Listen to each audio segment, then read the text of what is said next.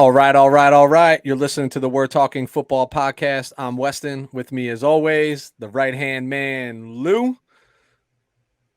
All right, so Weston, that was my attempt of doing like a '90s sitcom intro. When they're like introducing everyone, they have like the name on the bottom. They're not Yep. even looking, and then all of a sudden they're like,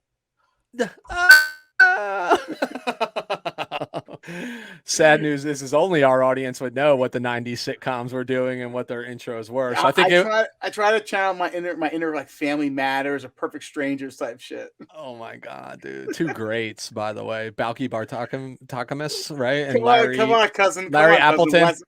Come on, cousin Weston, let's do this, yeah. All right, all right. So, Lou, we're here to recap Week 7 of the 2022 NFL season. Sure. Yeah, sure. I'm sure we have plenty to go off on related to both of our teams' showings this past weekend. But I do also think, on a positive note, there's a few topics we can dive into coming out of Week 7 of the NFL season. But before we do that, let's remind our listeners that tonight's episode is brought to you by Primetime Sports Talk, your top source for all major sports content, including DFS, fantasy advice, and great betting tips. Be sure to head to primetimesportstalk.com to check out their in-depth analysis, exclusive content, fascinating interviews, and explore the rest of their amazing podcast family. Again, primetimesportstalk.com, your go-to for sports content. And Lou, while we're on the subject, where can everybody find your friends at We're Talking Football? Instagram, Twitter, at WTF Pod NFL. And Weston, as always, plug the YouTube page. Real simple. We're Talking Football. You know the drill. Like, subscribe, tell your friends. Help us out, right? Yeah. We're started as a hobby. We're rolling up our sleeves. We're putting in a lot of hard work on top of our everyday lives as fathers. You know how like I am avoiding my family on Sundays. This is like I'm really dedicated to my craft right here. So for me to spend 11 and a half hours away from my family on Sunday, it kills me. Just kills me. Audience, for you, I'm already in the doghouse. I have a Halloween party this Sunday that I will not be in attendance at because I need to be locked, loaded, in front of the computer, in front of the TV, watching, so we can come up with the groundbreaking content we're going to deliver to you on Wednesday evenings. Nor should you be in attendance on a Sunday. Who? Come on. I haven't dressed up for Halloween since I was 12. Yeah. You know, actually, that's false. Last year, inside joke here, but I did dress up as a giant squirrel. Okay. And that'll probably be, if there's ever a moment where I dress up again for the rest of my life, I will just be a giant squirrel go forward. There'll be never another costume purchased. I was last year the dude from Lebowski, and it's just homemade. Just literally wore my white t-shirt, some sweatpants, flip-flops, and my robe, sunglasses. Had my long hair and beard, and carried a milk jug around. The Dude Abides. The Dude Abides. Such a great movie. Hey, if you're looking to follow celebrity, little tidbit here, what you probably don't know about me is once upon a time I was in a movie with Jeff Bridges and Robin Williams when I was 5 years old, called the Fisher King production. And I made a very small appearance, but I had my own trailer. They cut my hair. They dyed my hair. Here's a funny story real quick about this. And are you on IMDb? I don't know. I honestly have never checked. I doubt it. Right, for at this point. What's your real name? Because that's your actor name. That's your stage name. That's my stage name. That's all. That's not a real name. I changed my birth certificate, so that's as real as it gets. But true funny story about this, right? So I was essentially supposed to be a double for the young kid that had a more prominent like on-screen picture part. So they made me look like this kid, and I was the double because it was really late at night that they were filming in New York City, and if he fell asleep, they needed somebody to go right in. We were really young, right? So they had to keep me up all night. My parents never in a million years thought like it would go anywhere that I'd have to do anything outside of just like be present. So my mom didn't even bring a camera, sat on Jeff Bridges' lap and took a picture with him. But the mother of the kid that I was the double for had a camera, took a picture. We gave our information to them to send the picture to us. This is like non-cell phone days, right? This is like actual like Polaroid pictures. They never sent it. And we always talked about how like probably because they made me look exactly like the kid and they didn't get that picture with their own kid. It worked so bad, dude. True story. Robin Williams people felt so bad for me because I stayed up from literally like all day, all night till 5 or 6 o'clock in the morning until my parents drove us home and we were done shooting. Robin Williams people came up to us and were like, we feel so bad. We want to take your son and your family around New York City in a ride in our limousine and meet Robin Williams. So my parents approached me with that. And at 5 years old, I said, no, I'm too tired. And they brought me home. And my dad, as I got older, would joke with me, sorry, Pop, that this is being put out in public. But my dad was basically like, dude, do you realize you cost me the opportunity to do cocaine with Robin Williams while he was alive? True like, story, Dad, dude. If I couldn't, like, Dad, no. If I couldn't do it, neither could you. Exactly, dude. Like, Dad, I didn't have my good straw. I didn't have a good 100 to roll up with it. Like, gotta go. True story. Swear to God. Oh my God, I can't believe I haven't told that story in a long time, man. But like, if any of the listeners want validation, I'll literally get my parents on here to explain how this went down. But that is great. All right, back on subject here. Yeah, we digress. Yeah, we digress. Back to what We're Talking Football is all about. It's about the ball. Lou, we started a new little take about a couple weeks ago. So now we want to dive into some hot topics. I think we identified a couple that we can delve into this evening. So I'll let you lead us into our first hot topic that you want to discuss today. All right. So I know we try to cover all of the NFL teams as much as we can, as best as we can, to the best of our ability, right? But I think we're doing a disservice if we do not discuss the 49ers and what's been going out there in the Bay Area. And for me, the question is Kyle Shanahan still the man for the 49ers? I'll give you the floor. All right. Give me I will take the floor willingly. I think you know my stance on this, but I guess outside of just social media chatter and how toxic this fan base can be. There is they're starting to build some validity though. There's some evidence, and this is eerily. I said it, I think last week or 2 weeks ago. I don't know. This is starting to give me that Marty Schottenheimer type of vibes. Like, yeah, you can get your due, you can do good, but you just can't get us over the hump. Yeah, with Marvin Lewis, right? Like, hey, you'll be in the playoffs every year, but you're going to lose in the first round of the playoffs every year. Exactly. So this is starting. There is some validity to this conversation. Yeah, you can't just be a great. And I'm sorry to steer the thunder a little bit, but you can't just be a great offensive play caller. You need to be, because that's Norv Turner. Fantastic 100%. Offensive coordinator. Gary Kubiak, fantastic offensive coordinator. Now you take them out of the ability, their comfort level of calling offensive plays and put them in a head coach. They never experienced the same amount of success as they did in a lesser role. So is Kyle Shanahan that guy? So the short answer is yes. I feel like sports fans in general are just so like short-sighted, right? Like, I know he's been in the, like, all right, so dude, he's been in the position for what? 2017, 18, 19, 20, 21, 22. His sixth season right now in that.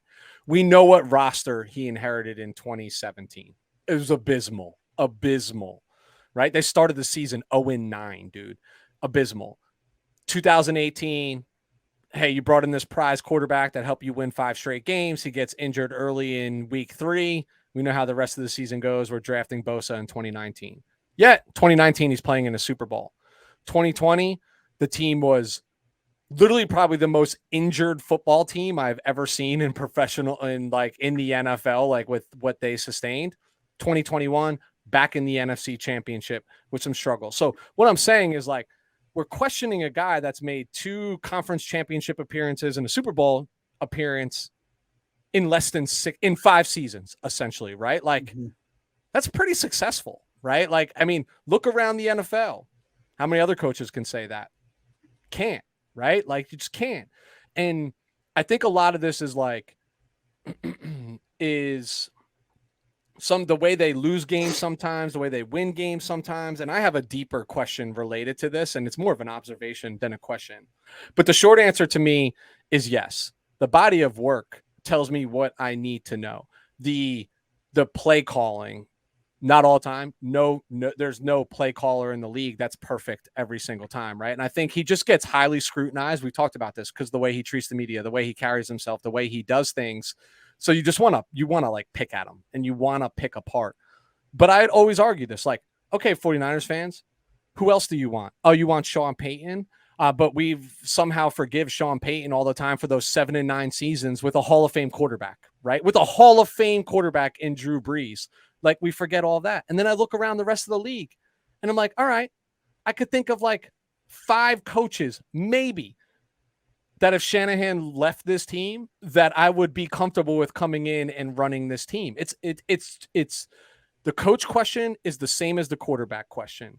You either have a top 5 one or you don't, right? And if you don't, you're looking for those people. And I believe Kyle to be that. Now, he's not, in my eyes, he's not immune to scrutiny. He's not immune to like go win a Super Bowl and then I'll forgive some things. So like I will scrutinize you. I will question those things, and fans and analysts have every right to do that. But I think we're just getting a little carried away. So like, Lou, I do actually believe that you think the same way that I do. And I haven't even asked you back that. But before I do, when you talked about there's some validity to this over time, I know you're an analytic guy. So what are the analytics that you may want to bring into question that could suggest to a non-super fan that maybe he's not the guy? All right, so being a casual observer of the 49ers, first of all, my knee-jerk reaction, I've always been pro Kyle Shanahan, have I not? I said we've always made the reference as soon as he puts his right foot in the parking lot, he would have another job opportunity. I'm starting to pull back from that thought process a little bit. Still think he's a fantastic coach. Still think he's a great designer of plays.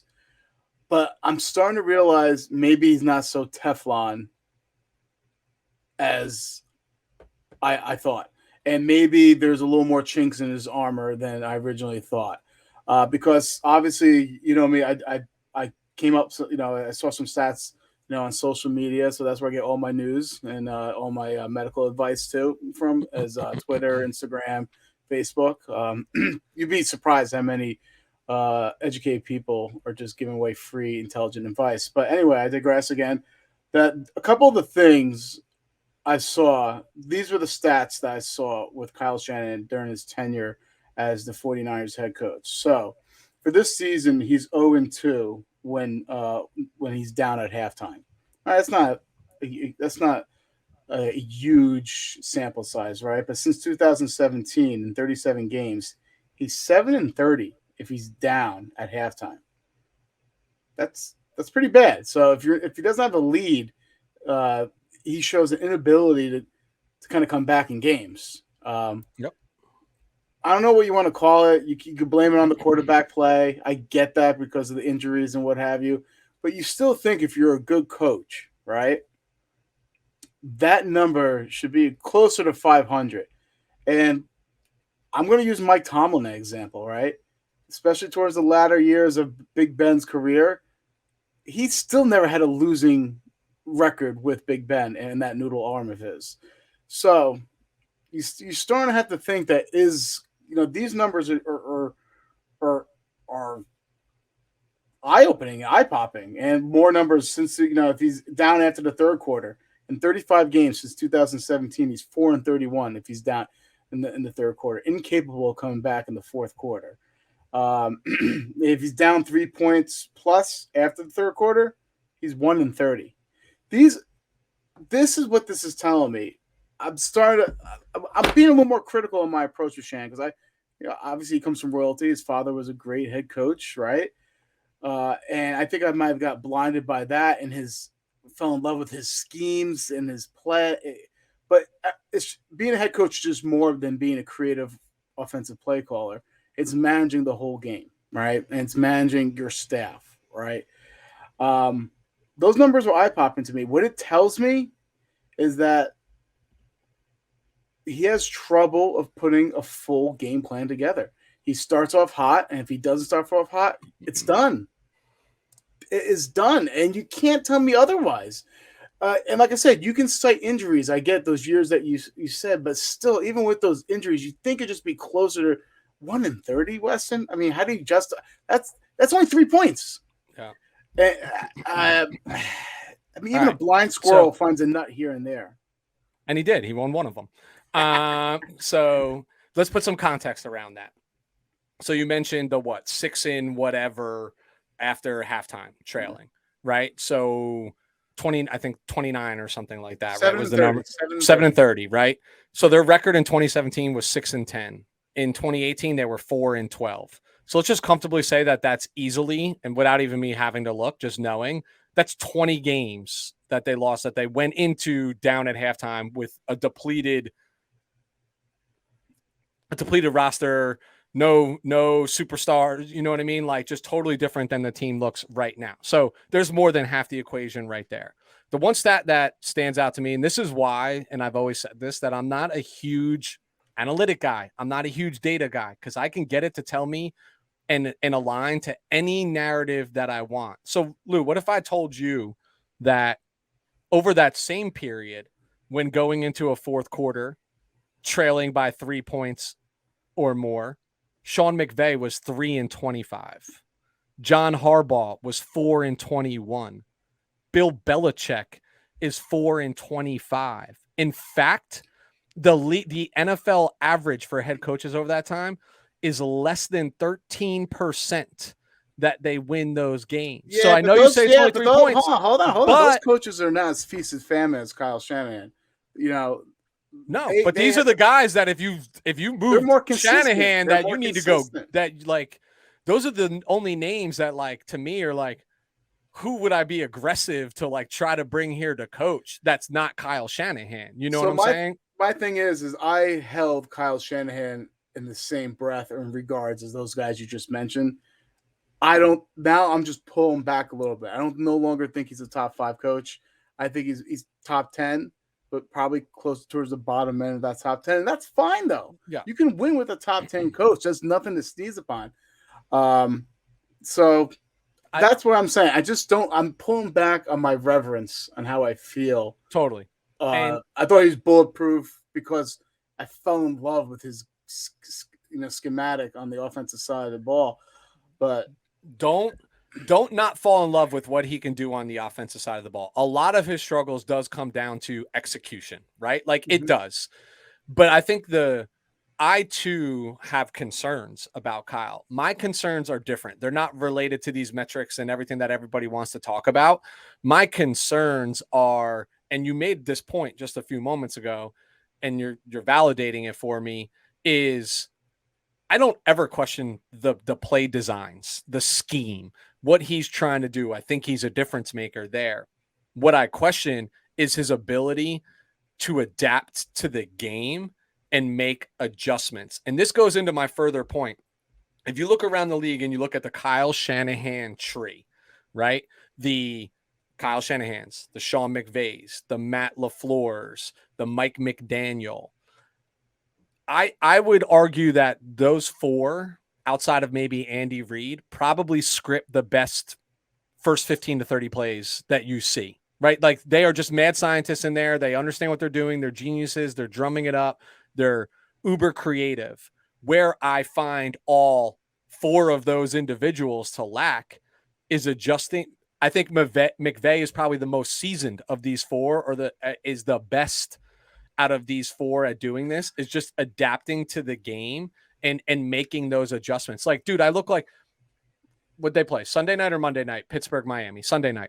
Bro, those first 2 possessions by Miami, I thought that game was going to be 40-0. Same thing, yo. So 40-0. Same thing when the Dolphins play the Bengals. When the first 2 possessions, exactly, I'm like, wow. Right. Because here you are, however you watch the games. I normally, Red Zone, obviously, and clips on, social media and what have you. But when you really watch just one game and pull your attention, I'm like, wow, how does Miami not score 100 points a game? Yeah. But all of a sudden, it plateaus and tapers out. Yeah, it's dude because the whole theory behind the scripted 15, scripted 20, 30, whatever each coach does, and all these coaches do it, is you're drawing up home run plays, right? Like you're drawing up quick point plays. You're drawing up Madden-esque type plays. They're not intended to be with the flow of the game. They are intended to set the flow of the game. So when they're executed, they look good, they look pretty. More often than not, you're putting something on tape that team has never even seen before, that you're putting out there, or some variation that you've been leading up to. I think those four are elite at doing that. Where my hesitation and where I pull back from a Kyle a little bit is like, dude, I need to see you adopt and adapt to the game and what the game calls for. And that, your original question, is he the guy? Yes, he's the fucking guy, dude. Yes, he's the guy, because I point to me another guy right now that it would be, right? I'd ask you the same question, dude. Like, is Brandon Staley the fucking guy for LA? You'd say no, right? Like, okay, so do I want him? No. Is Nathaniel Hackett the guy for Denver? No. Do I want him? No. Right? Like, there's just a handful of guys. Well, Nathaniel Hackett is the guy for if you're a Chargers fan, he's the guy for Denver. Anyway, Yeah. So let me ask you another question. I want to follow this up because I am a huge Yankee fan, and I feel like this actually plays perfect to what you're currently going through. Condolences. Yeah, well, it's for expected. 2023 as well. It's expected, man. So on one breath, you can say the manager of the New York Yankees, Boone, has always gotten them to winning seasons, always gotten them to the playoffs. There's that consistency. He's a winner, right? I don't give a shit about that, right? Because they should be getting to. They have an upper hand. The Yankees. They should be getting to the playoffs. So that does not make me feel better. So I'm going to put this on you now. So every now and then, every week I go food shopping, and when I come home, the groceries, open up the refrigerator, open up and see what I have left over from the week before, and you got to throw it out, right? I look at the expiration days, making sure everything is still copacetic in there. When you're going through all your memories of the San Francisco 49ers, you open up that refrigerator of Niner memories. You take a look at Kyle Shanahan. What's the expiration date? Meaning, how much longer are you going to be in his corner? Now, you're talking to a longtime 49er fan who grew up in. Meaning, I'm not saying you're not going to follow the Niners. Just saying, you know what? He's got to go. When's that going to happen? If all results, are still stay the same, 9-8 seasons type up and down. I still think the expiration date's a couple years away. It's not after this season. It's definitely not after 2023. Here's the thing. You want to see what he does with Lance, right? I still need to see that. And there's nothing that tells me that, like, Kyle's going to make Lance elite, right? Like, I think it's like, I don't find him to be the quarterback whisperer, right? Like, but I do think Lance has every opportunity to excel in the offense, and it suits his skill set. And I think Kyle is creative enough to make it suit his skill set. I mean, listen, Kyle's been creative enough to make it fit Jimmy's skill set. It just comes down to execution. But I can't knock the guy until I think that I've seen what good quarterback play looks like underneath him. And candidly, since he's been the head coach, I haven't seen good quarterback play. Like, I think, and I'm giving away some things from him a little bit. Isn't it part of being a good coach, though, realizing the strengths of your quarterback and putting him in places to succeed? Yeah. Realizing the limitations? Dude, he does. If anything was apparent so far this season, specifically last Sunday, is like, listen, I'm not even saying I believe Trey Lance is plenty capable. I know for a fact in my heart that he's an upgrade over who's under center right now. But the proof is what you're seeing on the field right now is exactly why they gave up what they gave up to try to go get a guy and take a shot on it. Point blank period. I don't I have zero faith that the Jimmy Garoppolo led team ever wins the Super Bowl unless everything else is going perfectly. And I think RG3 said it perfect on Monday night during the Yeah, broadcast, where he was just like, everything has to be perfect. The defense has to play well, etc. the Like, running game. Yeah. dude, the Mahomes, the Allens, the Herberts, the Brady's of the past, Rodgers, like they didn't need perfection around them. They were good enough. They were good enough, right? To get you over that hump. And just candidly, like number 10 is just not good enough. And I'm not saying he's not good, he's just not good enough, like Mm-hmm. he does the right things, has a mediocre game, doesn't turn the ball over as a game manager, your team makes the playoffs. Right. Mm-hmm. But like, I mean, and I'll talk about it in the game, but to the question, yes, Kyle Shanahan is the guy. Yes, there's an expiration date. There's an expiration date on all coaches. But I don't know. I just find it to be like he's young enough, he's innovative enough, he's got enough on his resume just in this league, not even necessarily as a head coach, that his expiration date probably lasts a little bit longer than some other people. It's that simple. And Okay. and I look around like who else, right? Like I don't even know if I see a young, like I don't want anybody coming from college, right, running this team right now. There's nobody that impresses me in that regard that I'm aware of. I don't think there's some superstar, rock star offensive coordinator What about right now. was it Dorsey out of from the Bills? Yeah, I mean, listen, Ken Dorsey's a 49er legend, bro. He's a There you go. legend out of the University of Miami. But All right, you if heard you're it here put, first. Ken Dorsey, future head coach of the Niners. bro, but you know how easy 2 life years. is when you got Josh Allen as your quarterback, Stephon Diggs as your as your number one. Like You don't say. players play too, coaches coach, but players play. All So, right. all right, let's get out. Kyle is the guy. But stay tuned. And I don't think my tune changes because I'm not short-sighted. Like I'm not short-sighted, right? Like I just, again, I look around, tell me who else, right? Just tell me who else. And try to tell me that 23 other teams aren't going through the same problem right now, right? Like it's just the way it is. There are very few Andy Reid's, Bill Belichick's, Mike Tomlin's, John Harbaugh's in the NFL, right? Like even let's see what Brian Dable's got. Like looks like the right guy, but let's see, right? Like halfway through the first year, see how that goes. All right, Lou. Next topic. Monday night, we saw something that I don't know. I was not prepared for, by any means, but we saw Mac Jones come back from his injury, even though Bailey Zappi was playing well, rightfully so. It was still Mac Jones' team based on, hey, rookie first round pick, had a pretty solid rookie year for all intents and purposes, but got banged up early this year on a struggling team. There's more. The problem is more significant than just Mac Jones or whoever's under center in New England. But we saw a switch to Bailey Zappi during the game, and not only did we see the switch, I mean, you heard it from the fans, right? Like the difference in the excitement and like, we want this guy. I mean, chanting it and celebrating it when the change made.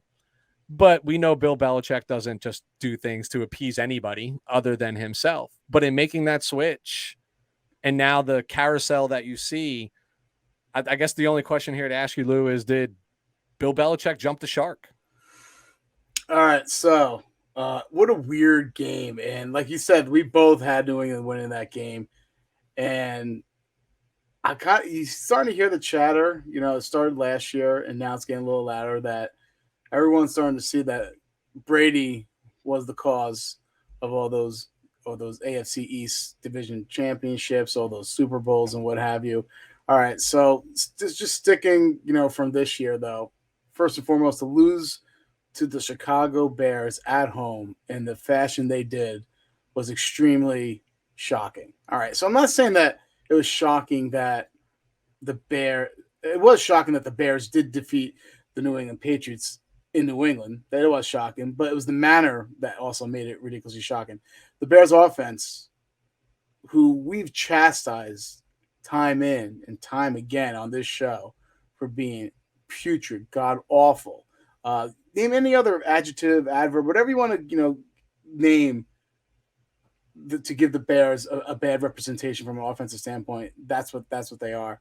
But they ran for over 240 yards against a Bill Belichick defense. When does something like that happen?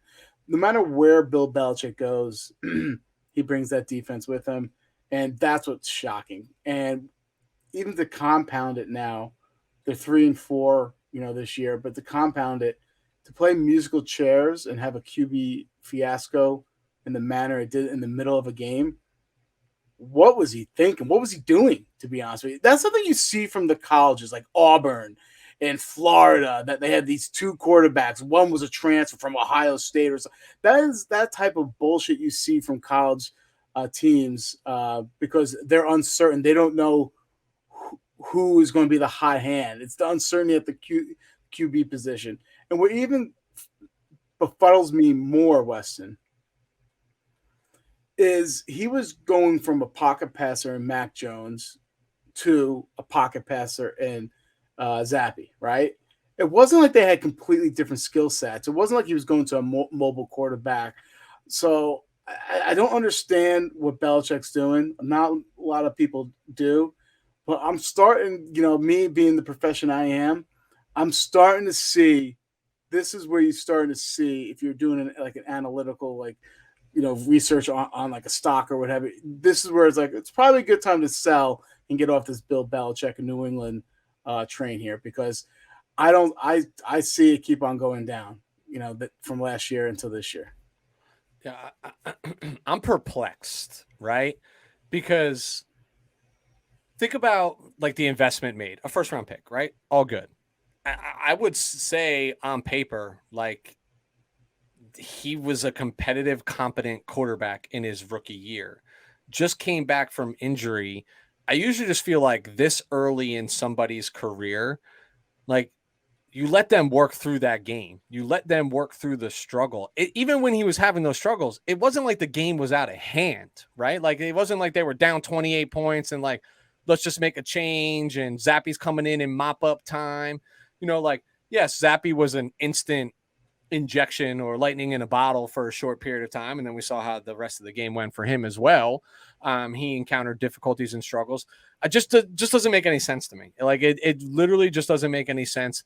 Lou, you talk about it a lot, right? You talked about it with Trey Lance and what was going on and keeping Jimmy on and these young guys got to protect their psyche and blah, blah, blah, blah, blah, and cater to their egos. Like this was more a blatant jab at a player's ego than anything that was going on in San Francisco. I mean, like you literally benched this dude in his first game. I wonder back. if it was strictly for performance or something he didn't like or see, or was it maybe to send a message like that old school 70s and 80s mentality, to keep him in check. Hey, just want to let you know you're not, you're not so hard to replace type shit.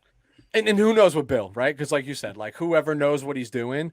And we do know he's an old school guy, so I wouldn't even put that past him. That might have been the context in which of like, hey, we won't stand and tolerate for this. But it just felt odd. It felt weird. And I think what makes this even weirder for me, like it's one thing if you're like, screw it, I got to go back to the hot hand that helped me win consecutive games, who kept me in the game against Green Bay on the road, right? Like I got to go to that guy.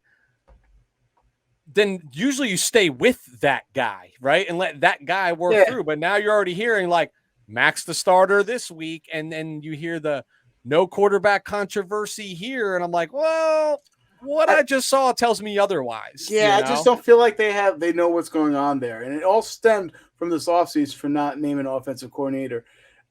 They're trying to fool people to think, oh, this is all the master plan. But if the master plan is to start the year 3-4 and lose to the Bears at home, then you know what? Bravo, because you executed beautifully. Because telling you right now, it all started from this offseason, and it's now leaking its way into the season. They don't know. They don't have an identity, and they're trying to piece it together. Yeah. They're trying to fake it till they make it.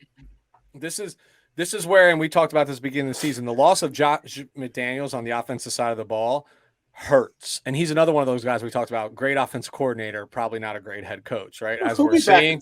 They'll be back in 2 years. Yeah, and they'll be back to like where they've been. But like the reality is like I'm still always perplexed by how even Matt Patricia is the quote unquote offensive coordinator when he was once upon a time the defensive coordinator who got a head coaching job in Detroit because of his defensive prowess and is now back here as the offensive coordinator. Like it just all feels weird. It all feels disjointed. And I think your sentiment was yes, Bill jumped the shark. I'd agree with that. And I just think this is like, dude, in 2 weeks, we're going to see another swap. Like we just are, like, you know what I mean? Like, and like you said, like people try to remind me this early when I was saying like, hey, keep Jimmy on this roster as the 49ers, right? Like you can never have too many good players and what happens in case of injury and blah, blah, blah, blah, blah. And everybody wanted to be like, well, if you got two quarterbacks, you have no quarterback. You got two quarterbacks, you got no quarterback. All right. Well, here you are, people, right? Like New England fans, like you got two quarterbacks. So in my eyes, based on what you told me, you have no quarterback. And that's a problem. I believe both. Yeah. And that's a problem. So, all right. The last hot topic here, and we only have to spend 30 seconds on this, but I'm throwing it out because I'm throwing it out. Lou, why was Weston right 4 weeks ago when I came out on this show and told you something was broken in Tampa Bay? Go. There's only one answer for that. It's because obviously in your driveway there's a DeLorean, and I'm clairvoyant, baby. And you went to the future and you got that almanac, that sports betting almanac from Biff, and you brought it back with you, and you knew this was happening. That's the only response. That's the only logical response I can give to something like that. And for those who don't know, this is a Back to the Future reference, and I'm probably dating myself. Yes. On this. Well, again, our listeners probably do know what Back to the Future actually is, so we're all good. But I like to take my victory laps, especially when I had no context. I had no. This is like Kendrick Lamar and be humble, bro. Come on. Just like it was just more of the. I'm not trying to be humble. Like this isn't even on like a humble brag. It was just like my eyes were telling me something, right? And so far, you just thought like a logical man. The guy's having a problem with his wife. He's gonna mess up at work. So that's you just thought like a logical man. I mean, have we lived that life? Do we know? Yeah, I get like a text at work like, "Yo, you need to come home." Yeah. Your kid's shitting all over the house. Get home and handle this. You're in trouble, and you're like, "Oh, there goes that day." So silent or delete. Yeah. I'm sorry, I didn't see it. You know, I was in a meeting. I left my phone on my desk, and I was in this all-day meeting, i.e., in the shitter all day playing Brick Breaker. All right, cool. Let's roll out of hot topics. Lou, let's dive right into those hometown takes. Your Chargers hosted the Seattle Seahawks. My 49ers hosted the Kansas City Chiefs. I'm sure we both want to skip this segment, but F it. Let's just go into our rants. What'd you see? The good, the bad, the ugly from that Chargers Seahawks game? I really was trying to get you to cancel this episode because I really don't want to fucking do this right now. No, I'm not going to do a hometown take. I'm not going to tell you good, the bad, whatever. This is probably just going to be maybe a 5 to 10 minute rant of the aha moment I've come to realize right now. Brandon Staley is not the guy anymore. All right. Good coaches don't get blown out the frequency as Brandon Staley does. And I'll tell you right now, it comes from his lack of adjustments and his stubbornness from both sides of the ball. Where do we start? All right, let's start with the offense. They have no identity, right? Looking at their running game, sometimes they run power, sometimes they run zone.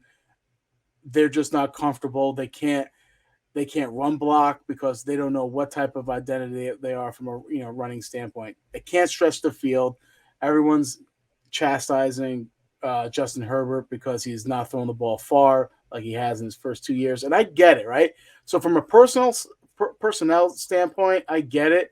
They are limited. They don't have that burner. Hence why I was drooling over the fact of them getting Olave or a fast wide receiver in the draft. So they don't have that burner, or they don't have that yard after a catch type of guy. But it is so I get that they've also been banged up at the skill position, the wide receiver position. They lost their 1, 2, 3. I think their top 5 wide receivers at some point. Keenan Allen hasn't played since week 1. Mike Williams now is going to be out at least a month. Josh Palmer missed 2 games. Guyton has been out the whole year. I mean, I can keep on going on and on. So when you have practice squad guys uh, starting for you, you're not really going to see them be able to stretch the field, right? So I get it from a personnel standpoint. That's going to be difficult, right? The lack of explosive plays. However, it's also the offensive coordinator now. I never got on Lombardi last year. I was fine with Lombardi last year, even though some Charger fans were upset with him. He led a top 4 to 5 offense last year from every metric you can think of. But this year, I feel like his play calling's got extremely like same like you if you're a Madden player and you find that one play that you like, even though it doesn't work, but you keep on calling it because you just like it for some reason. That's Lombardi right now. He throws the same play over and over and over again to the point it's called like it's a bunch of stick routes. You just go 7 to 10 yards, turn around, and let me tell you why that's an awful concept because you're having wide receivers stopping their progression, going down the field, turning around, stopping their feet, catching the ball, and then have to make someone miss. I just said they don't have that type of personnel. So this whole offense is disjointed. And now I'm going to be real with you. Herbert has regressed, somewhat. I think it's troublesome, to be frank, because I feel like he should know this offense better now, being that it's his second year. Is it his injury? Is it what's going around him from his wide receivers being out as well? Or is he becoming the next Carson Wentz? I'm not getting that dramatic. I still believe in Herbert. If you look for him, he's not making any mistakes really, but what's missing is the explosive plays, and he's not even attempting to make explosive plays. So that's just the first part. That's completely lost with this team is the offense. And let's go to the defense. Their scheme isn't working. I get they want to run that too high safety look, and it's fine and all, but you do that when you have pass rushers, man. Brandon Staley was able to do that back in Chicago when he had his pass rushers. Brandon Staley was able to do that with the Rams when he had his pass rushers. Joey Bosa is not there. He has Khalil Mack and a bunch of other guys. Let me tell you right now, you need to make an adjustment. Look how effective they were when they played the Broncos. I get the Broncos offense is a dumpster fire, right? But they had some creative blitzes. They need to start doing that, abandoning his rigid philosophy of too high safety, and they need to protect the back end of that defense because guess what? They lost J.C. Jackson, who, by the way, was playing good in the Seattle game. He was locking down Metcalf, so he was returning back to form. So you can't have these cornerbacks now on the island right now because the pass rush is not getting there. So that's equally as frustrating, that the fact that he's so rigid, he will not make adjustments. We were just talking about Kyle Shanahan and his inability to make adjustments. That's when you see elite coaching, when they can make adjustments and kind of not abandon what they were attempted to do, but make tweaks and changes. That is what you're supposed to do as a coach. They're doing the same thing over and over again, expecting a different result. It's literally the definition of insanity. All right. And when Staley was here, I think it's well documented. I was fine with Staley. We all know who I wanted. Someone I could relate to more, Brian Dable. Guy in peak physical physique right there. And I was a big Dable fan. I'm not just saying that because of what he's doing now. I just thought the translation going from Josh Allen to Justin Herbert was a match made in heaven. But I was nervous for Staley because he hasn't been in the league too long, and I was nervous who he was going to bring around him for support. And his supporting cast has showed his inability to formulate relationships because he has such a minimal experience at the NFL levels. He does not have good guys around him. He is seriously regressing as a coach, and I'm off this Staley bandwagon. I don't see progression. I see dramatic regression. Even his predecessors, Lynn, McCoy, they regress, but not to this extent. And I'm off the Staley bandwagon.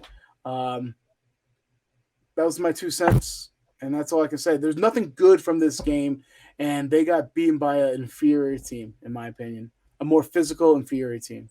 Well, I'm going to use a Forrest Gump reference, but that's all I have to say about the war in Vietnam. Let me ask you a question. How much of it do you think is actually a Herbert regression versus, I'll make a semi excuse from a rib injury, right? Like we talked about this, like that's not going away anytime soon, but more also the mindset and the mentality based on everything else that's going around him that he has to do more. And by more, I mean he has to play perfect, which might minimize him taking shots down the field or things of that nature because he feels like he not only has to manage the game, he has to win the game. It has to be it has to be perfection in order for these Chargers to go. And do you think that is contributing to his quote unquote regression this year? And by regression, it's a couple things. So, first and foremost, I don't think it's the rib injury anymore. It's not like he's just not even attempting to throw the ball downfield, right? One of the knocks on Herbert coming out of college was he was extremely robotic and mechanical, meaning like you look at him, he doesn't have that Mahomes, he doesn't have that Allen gunslinger mentality. His thought process, and you just tell from the way he talks and the way he plays. I have to make sure I have to make the right play, the correct play. He's never gonna be that Brett Favre. F it, just chuck it down. Who's down there? Like to make a play.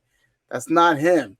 In his thought process, all right, if this guy's playing too high, I have to take what's given to me, and he will never test it because I don't want to make a negative play. So I just think it's not the rib injury whatsoever. I think it's his how he plays the game and what he has dealt around him.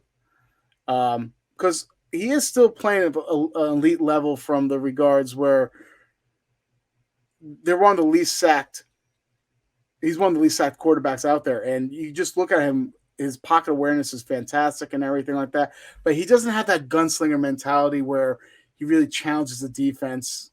And it could be from because of the skill positions players around him have seriously regressed as well. So, yeah. You mentioned something about like defense coordinator needing to be a little bit more creative, a little bit more in the bag. And you mentioned, some design blitzes, etc. I'd even take it a step further that they need to get some run blitzes, right? Not just like like they just need to be pressuring the backfield, whether the intention is to pressure the quarterback or if it's to sustain some tackles for a loss in the running game and take some chances. I mean, dude, Seattle ran for 213 yeah, yards against you, let me tell you something, man. Like, I don't understand. Like, how are you a defensive coordinator and you come to a team and and you made the defense awful, even more so. Look at what's going on in Chicago. All right, Eberflus, right? Defense. Yep. He's a defensive, minded head coach because that's where he came from with the Colts. But guess what? Their defense, even though they're void in talent, meaning they don't have superstars. They have a bunch of solid guys. We've said this before. They're a pretty tough, a formidable opposition right there.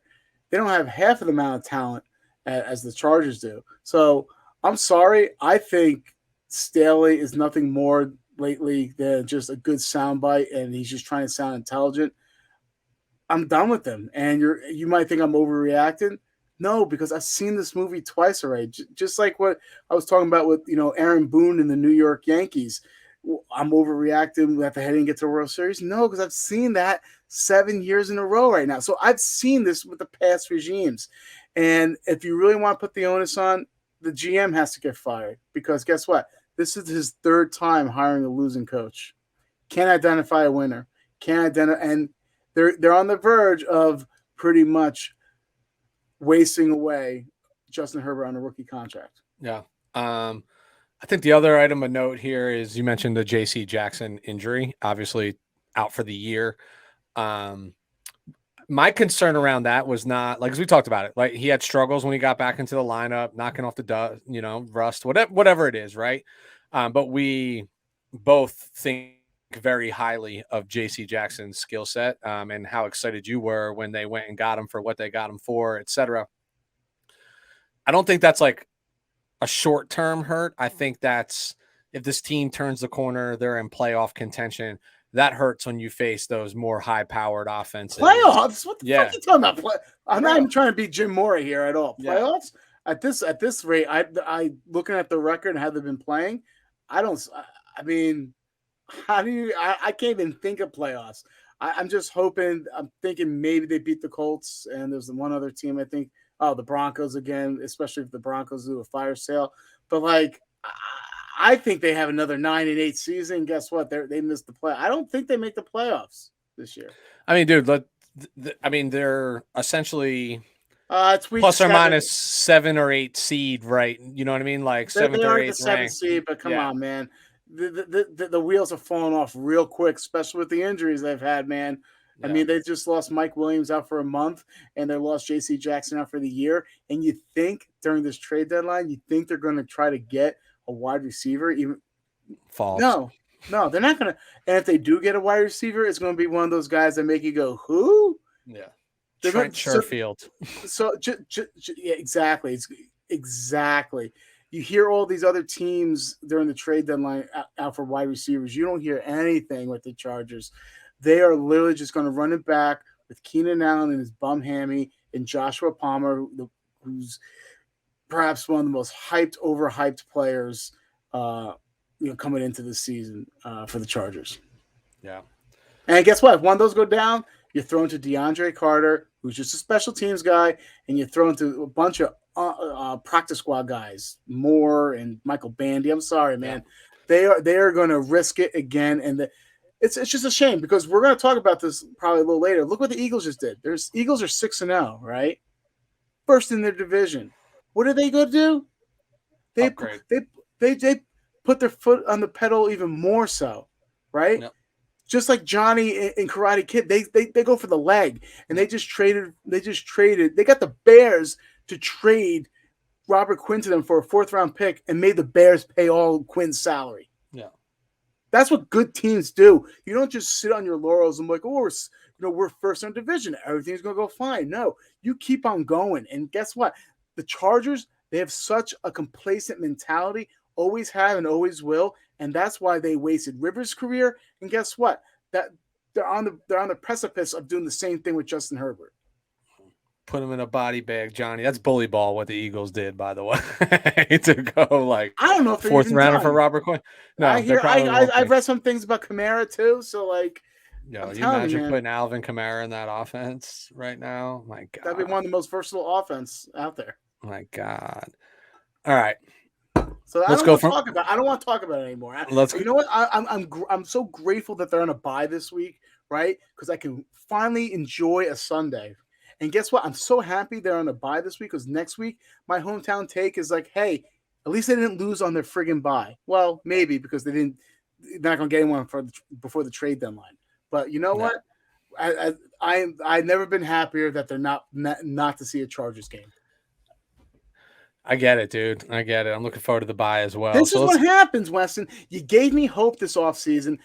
This is what happens when you give me hope. I knew it was going to bite me in the ass. Never again. I'm going back to the miserable piece of shit I always was when it comes to rooting for this team. It'll make for entertaining radio. I'll just say that. I get it, man. Hope will kill you, man. Hope is never a strategy. I say it in my line of work every day. That being said, let's go from one hellhole to another. We'll just travel further up the coast. 49ers hosted the Kansas City Chiefs. You know, for 49er fans who might be expecting me to blow my top, lose my shit, get spicy, whatever cool word, Gen Z utilizes in this day and age, you're not going to see that. In fact, Lou, we picked this game last week, and I picked the Chiefs to win. But what did I say was important to me? I said I wanted to see – I have no disillusions based on injuries, people coming back, like knocking rust off. I do believe Kansas City to be a superior team at this juncture in the season. I just wanted to see competitive football with a Super Bowl contender. That's what I wanted to see. And I got some of that, right? Like, it was a competitive game through the first 2.5, maybe 3 quarters. I mean, it was a 1-point game at halftime. But the thing that just stands out to me week over week over week with this team, even in the wins, is just the execution, right? Like, I think the most obvious, whether it's drop passes, errant throws, just Nick Bosa lining up on consecutive plays in the neutral zone and getting called That's a for it on consecutive plays. that's a Bosa thing, man. It Both is. Bosa brothers do It that. is. I could go deeper into that, but that's an execution thing. That's like a mental thing. Drop passes, that's a mental thing.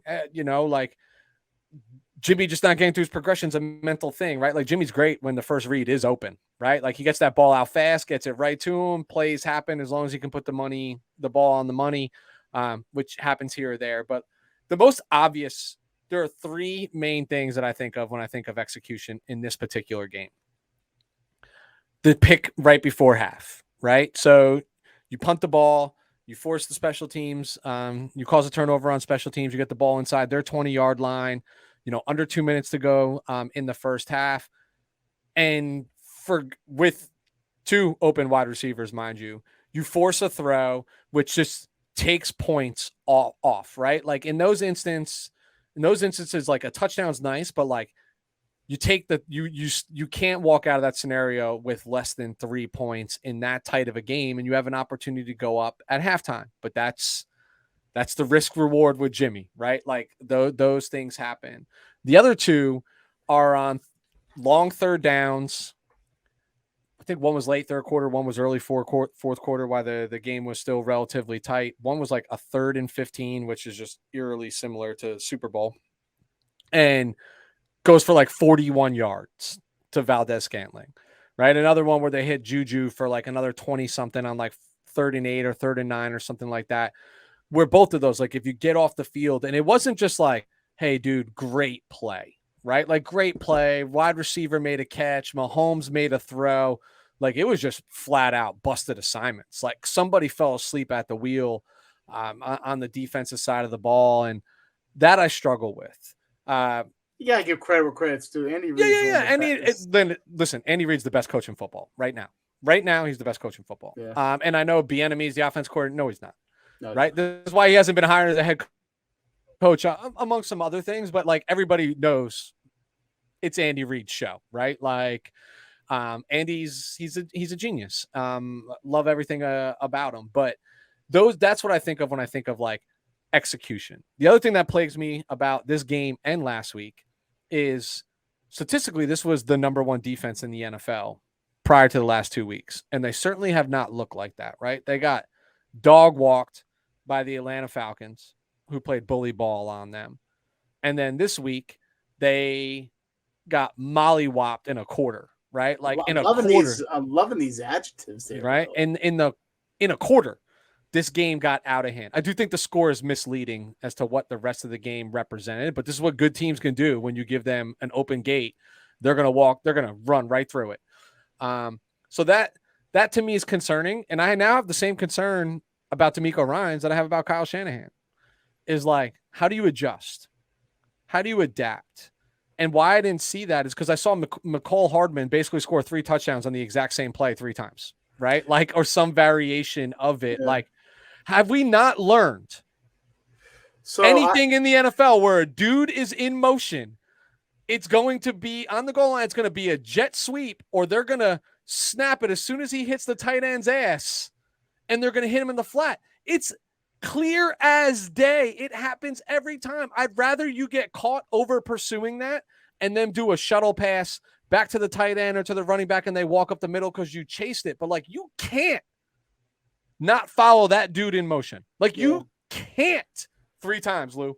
3 times. So I think what's concerning is for me would be that the Chiefs top 3 team in the NFL, right? I get it. But they haven't been the Chiefs of the explosive Chiefs as they have from years past. Obviously, with the departure of Tyreek Hill.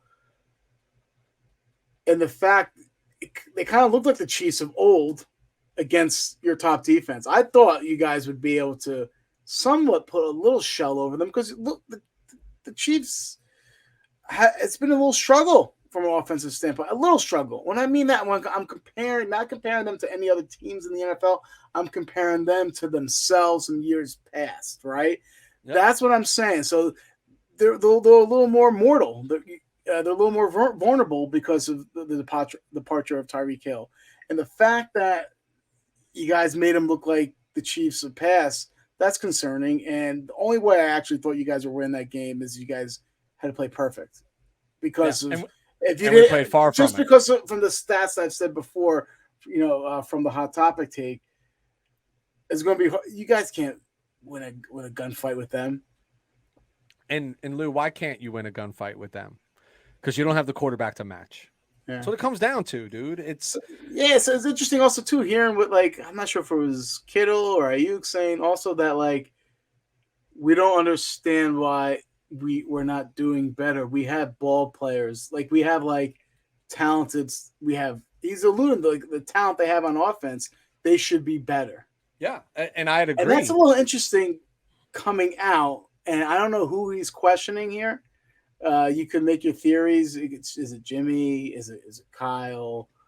Is it other guys? But that's interesting. Interesting soundbite to hear from Kittle. Yeah, and Ayuk, Kittle, Ayuk, they said the same thing, and they're not wrong. And Kyle's not protected from blame in some capacity to this, but Lou, you and I have talked ad nauseum at times where you see the play, you see what's called, you see the open receivers running down the field, but if the person can't get them the ball, what are you supposed to do? Yeah. The scheme is there, the design is open. Can you hit the guy? Can you make the throw? Can you at least try to make the throw? Dude, there's this play that sticks out to me, and there's two plays that stick out to me in this game that tell me everything that we've been saying for the last 2 years around Jimmy Garoppolo. And again, not a nick on. I'm not trying to knock Jimmy. I'm just trying to say what my eyes tell me. There's one where, dude, he tries to step, all he has to do is take one step up, and he has all the time in the world. And you got Kittle and Wilson running wide open in the middle of the field, right? Wide open in the middle of the field. And he runs up between the tackles and runs right into a sack. Literally runs right into a sack, pocket awareness. The other one's the safety. Listen, Trent Williams did not have his best game. I'll be the first to come out and say this, right? He didn't. Knocking the rust off. I think that ankle's still bothering him, but I think he felt compelled based on the competition, wanted to be out there, commend him for that. But Jimmy, what are you doing running in the end zone outside of the tackle you have any shot of outrunning a defensive end in the NFL? Yeah. That's just pocket awareness, dude. That's just awareness of who you are and what your skill set is, and why are you trying to do things that you're not capable of, and can you fault Kyle Shanahan for that? You can't. So, but they're right. On paper, based on who they have, they should be a lot better. So let's get into a little. I do want to ask you something real quick. And let's not make this a whole Niners show here. So, ready? Mm-hmm. We didn't talk about this yet. The elephant in the room. Trading for Christian McCaffrey. Did you like the trade, and why was it a bad move? Well, this leads me into the good, because my first point here is the CMC hype train has arrived. You can't like that trade. You can't. No. Trade. So let me be real with you, right? Let me be real. You traded. Go ahead. No. I do not like what was given up for a devalued position. I don't. Right? That's a lot to give up. What I disagree with is any context around this is a rental, right? No, for what you gave up is for a rental. No. Hey, listen, if you were going to give up what you gave up, go get me another edge rusher. Go get me a quarterback, right? Go get me something that impacts me. And why I'm even more perplexed by is forget what you gave up. But this year you spent a 3rd round pick on a running back. The year before you spent a 3rd round pick on a running back. So you now essentially have 5+ picks tied up in a running back. You know why they did this. You know why they did this.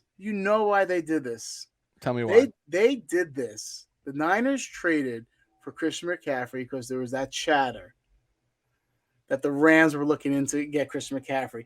And the Niners are like, no, we're not losing out to the Rams once again on a player. That's it. We're going all in.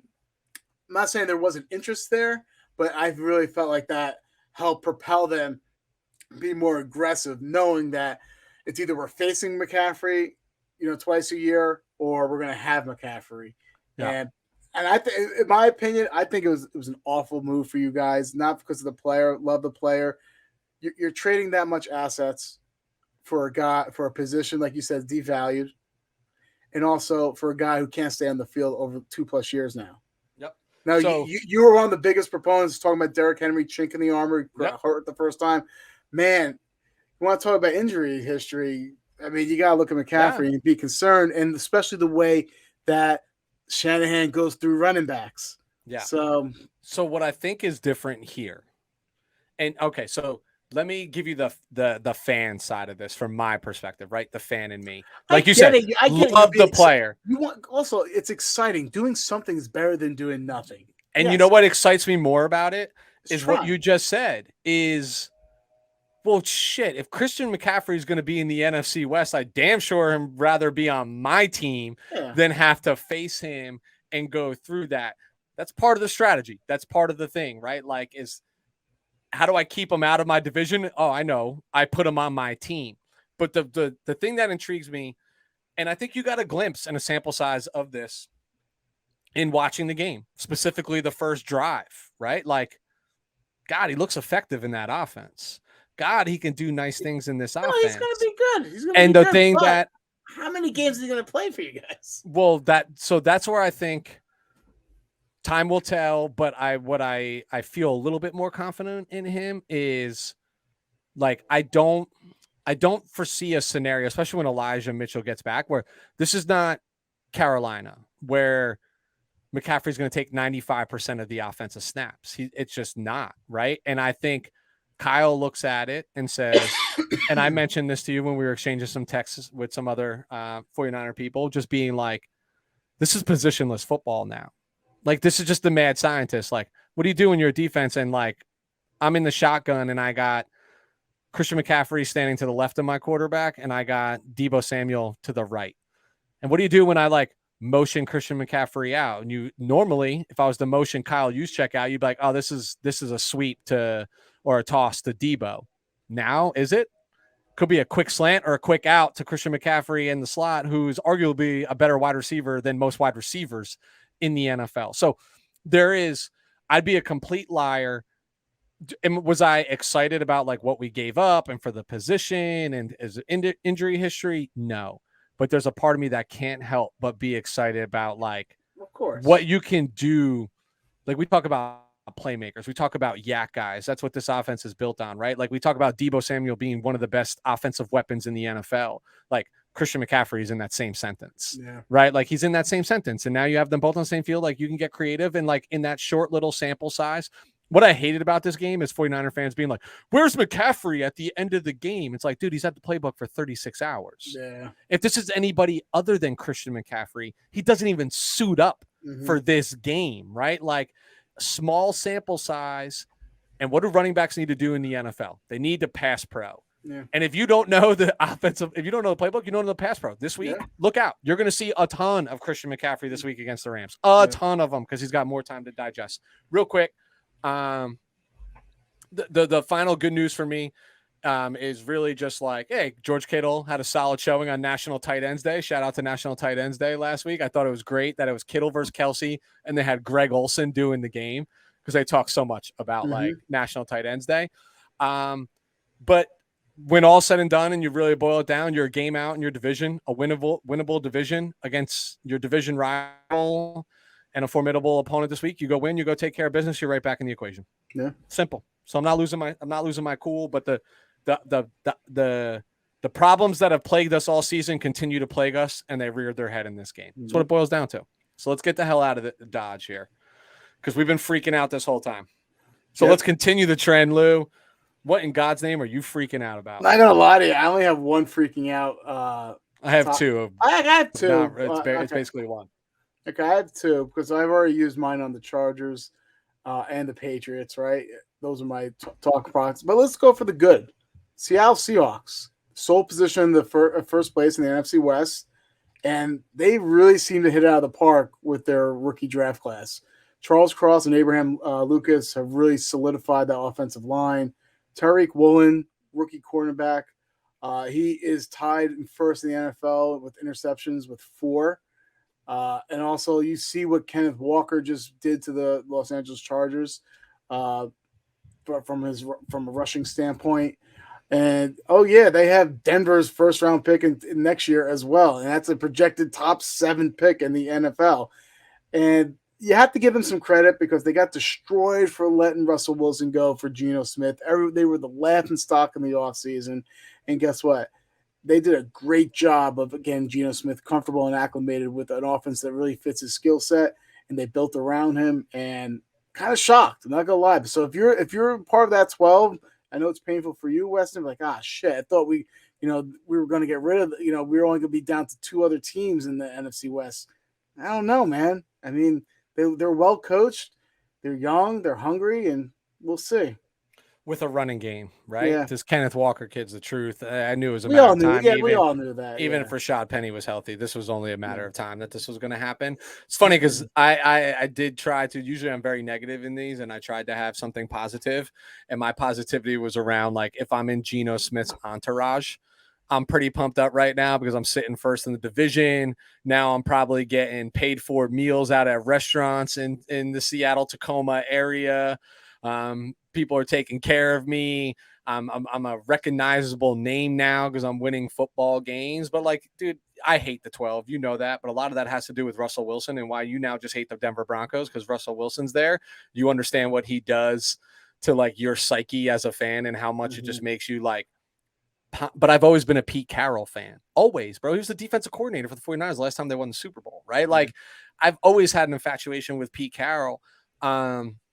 Except when they were beating us. But like, yeah, like kudos to the Seahawks right now. Like finding ways to win. That's what good football teams do. Well-coached football teams do. You find ways to win games, and they're finding ways to win games, and they're doing it differently. I feel like I'm being redundant, but my freaking out is negative, and it's around the Indianapolis Colts again. And I know you might sit there and be like, hey, we're a game out. We're 3-3-1, blah, blah, blah. But it's much bigger than that to me. Like, I don't, Lou, keep me honest here. But transitioning and making that call right now that Sam Ehlinger is the starting quarterback go forward, to me, that just feels like we're throwing in the towel. Like, what about Sam Ehlinger says that he gives us a better chance to win than even a struggling Matt Ryan? Like, what? Can I ask you a question, Weston? What tells me that? Question? Yeah. Have you watched much Colts game? Yeah, because I have Matt Ryan. I was telling you about that league in the not just the stats. Have you watched him play? I mean, it's been awful. It's been awful. It's been awful. If it's been awful, what's the chances are that Sam Ehlinger is worse than awful? 50-50, right? Yeah. 70-30 that he's worse than awful. I don't know. I mean, it's been awful watching Matt Ryan play. It has. But if there's somebody that, like, Matt Ryan, at least in me, inspires confidence in the sense of, like, former league MVP, has played in a Super Bowl, has been consistently a top 10 quarterback in the NFL for his entire career. This is the roughest patch I've ever seen from Matt Ryan, right? Would you not agree?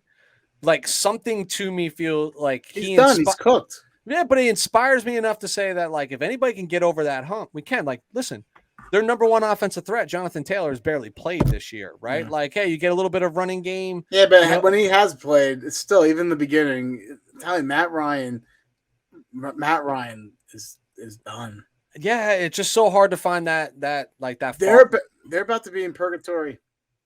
Yeah, they're definitely going to be quarterback purgatory, man. Yeah, like, but again, if I'm the fans, right, and I invested in this guy, Matt Ryan, who was supposed to be the difference, right? Was supposed to be better than Carson Wentz. Was supposed to be an upgrade over a Phillip Rivers when we brought him in. Supposed to be those things to get us over the hump on a playoff contender at least. And they're taking that step back. And now just being like, hey, we're over this. We're going to Sam Ehlinger. Like, I'm sorry. Like, Colts fans, to me, how do you get excited about that? How do you get excited about that? That's mailing it in. That's like literally like how I would define tanking. Like, that's literally how I define it. Yeah. Right. Like, listen, has Matt Ryan been worse than Russell Wilson?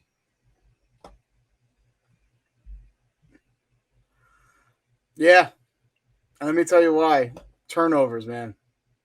He's had way more turnovers Okay. from fumbling. Yeah. The turnovers will kill you. It will. But He has. I can think we at times, argue that Russell Wilson's in that same bracket? I think at times they would just want Matt Ryan to go 3-and-out.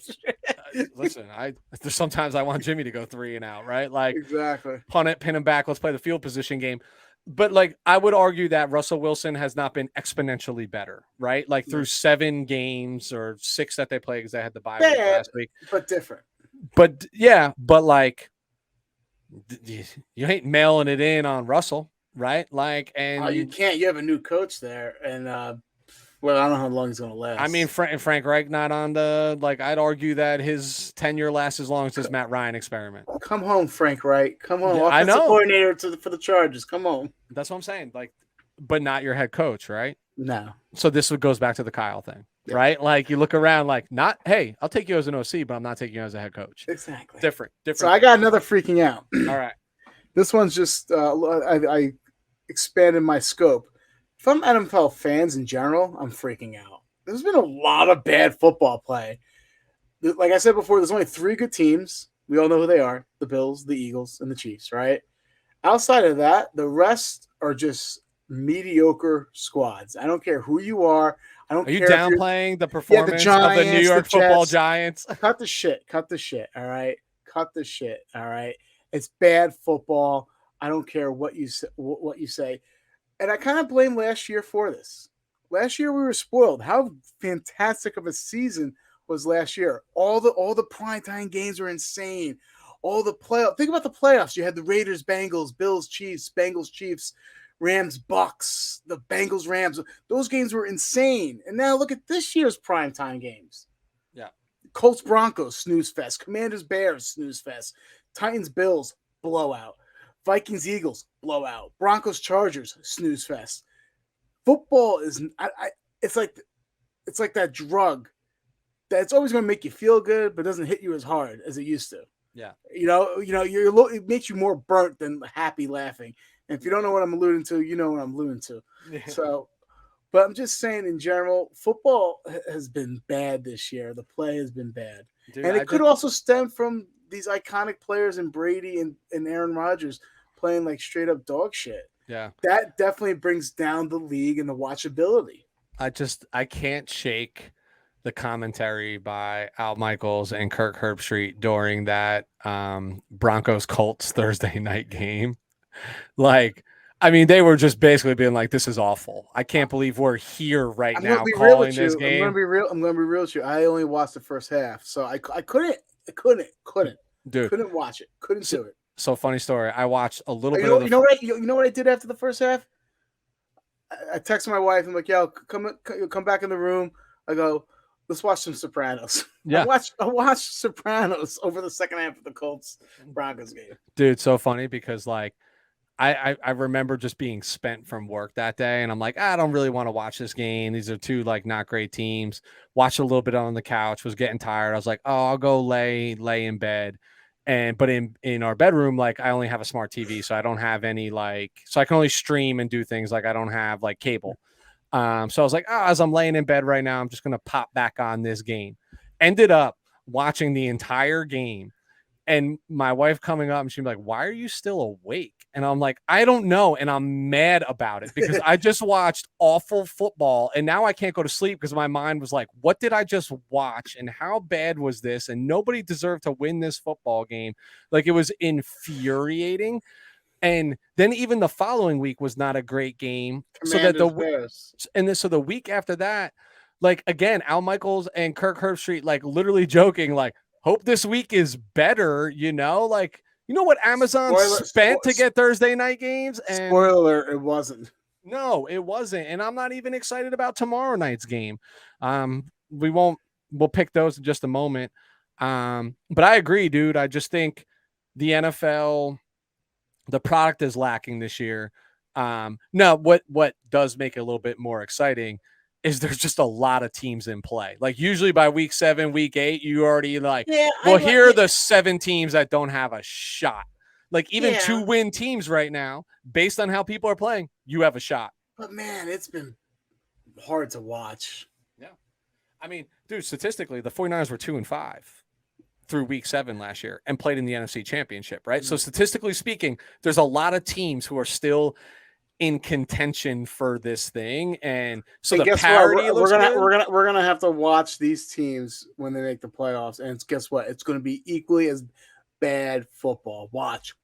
Yeah. If the Giants or Jets make the playoff, I know their fan base is gonna be excited, but if I'm being a completely objective fan, I don't mind the Giants at all. I don't like the Jets, so I could be a little hater with the Jets, but I'm not gonna be excited to watch, the Giants Bucks if they, for a playoff game, or Jets Titans. You kidding me? No. I mean, I will if the Giants can somehow, some way, not necessarily win the division, but find a way to get a home game in the playoffs, because I'll be at it, because my family's got season tickets, so at least it'll be exciting that way. All right, cool. Lou, this week, we start tomorrow night. But if you were looking at the schedule, what intrigues you, and what are you watching for? All right, so this week, what I'm watching for, it's actually not the schedule so much, because I really don't like too much that's on the schedule. For me, it's the trade deadline. I'm looking at the Packers, Giants, Ravens, Chiefs. I know fans of them are going to be intently refreshing their Twitter feeds to see if they land like a player of significance, especially from a wide receiver standpoint. But for me, it's definitely the trade deadline, because looking at the matchups on that's slated to play this week, I'm not really intrigued by any of those. So I'm going to say, because it's bad football, I'm going to say the trade deadline. Yeah. What I do know about this is, like, a lot of these, if, like, when we go into the pick'em section of the schedule, we're going to be awful. Yeah, we're going to all the obvious, like, there's so many obvious teams that are going to win, and they're all going to lose, right? Like, it's just the way that it's going to go. I did stick to a game. So I am intrigued by the outside the low hanging fruit of my own team and who they play, because that always makes for good football, in my opinion. The Packers Bills game, and for me, this is not about the winner. This is just how hard are the Packers going to fall, right? Like, that'd be 3 consecutive losses, right? Like, when was the last time Aaron Rodgers and the Packers lost 3 consecutive games? Matt LaFleur has already eclipsed. This is the most losses he's ever had in the season, and we're 7 weeks into the season, and like, how bad are the wheels going to come off? Now, this will be, hey, listen, you're going to have Mike Tirico, you're going to have Collinsworth talking about Aaron Rodgers, Josh Allen, but in reality, right now, these teams don't belong on the same field as one another. But I do have some intrigue there. I mean, I too am watching the trade deadline, because there's a couple players that there's a couple teams that I think are sellers. And there's a couple interesting players that I think will have the potential to be on the move if the offer's right. And I'm more like, what I don't want to see is more what Philly did, right? The rich getting richer. I don't want to be seeing that, but this is the time of year that happens, right? Like, this is when you make that play. That's it though, man. I don't have anything else that captivates me outside of my own team. I'll give one more. The battle of the overachievers, Giants at Seahawks. Let's see whose fairy tale comes crashing and burning this weekend. Both teams, it should be interesting. Like I said, they're both overachieving, and we'll see what happens. But they're playing way beyond their expectations. I think they're both going to try to run the ball heavy, which is going to make this game interesting. Sorry, I just fell asleep. No, you're good. But I do think it's going to be a battle of, like, who makes the bigger mistake, Geno Smith or Daniel Jones? That's what I think it's going to come down to. All right. So not a lot to be looking forward to, right? When's Halloween come for the kiddos? So let's run through the schedule, Lou. Let's pick our winners, losers, and then we'll get out of here after some quick fantasy advice. Okay. But in week 7, Lou, you were 9-5. I was 8-6. So you pick up another game. Caveat here: the lone difference in the games that we picked were you took the Jets over the Broncos. I took the Broncos over the Jets. We pick on Wednesday night. So Russell Wilson not playing, you got to remember his Wolverine blood, right? Like, that was the talk going into, like, Friday. Had I known Russell Wilson was not playing, it was Brett Rippon, I probably would have gone Broncos, but we We lie in the bed that we make for ourselves. What's our records for this year? So for the year, you're 4 up. You're 63-45, and I'm 59-49. You are what your record says you are. So I'm 10 games above. I'm the 10 games above 500. And you're in last place. Let's do this. But this is what screws me every time, is because like I could be a game behind you in the standings, and it's like, for me, it's like desperation mode. I got to make a pick that I wouldn't ordinarily make just to try to catch up and hope I'm right. And I think last week I tried to like switch it up on you, and then and when I picked the games first, you're like, that's who I was going with. I know. So. I know. I do like when you pick first, because then I can pivot off of that. Yeah, of course. But you know how it goes. All right, cool. So starting tomorrow night, Baltimore at Tampa Bay. Normally, I always go with the home team on Thursday night, but Tampa Bay is brutally injured. I'm going Baltimore. I'm going Ravens as well. I'm staying on the theme of something is broke in Tampa Bay, and I will not have faith and belief until I see that change. Beat that dead horse or beat that dead goat, whatever you want to, beat, Beat it. Just beat Michael Jackson said, just beat it. Just beat it. All right. Getting to Sunday's matchups. The Denver Broncos at the Jacksonville Jaguars. Is this in London though, right? Oh, yes. Excuse me. This is in Wembley Stadium, only available on ESPN Plus. Ooh. Oh man, Denver at Jacksonville. Well, Denver. I'm going to say Denver.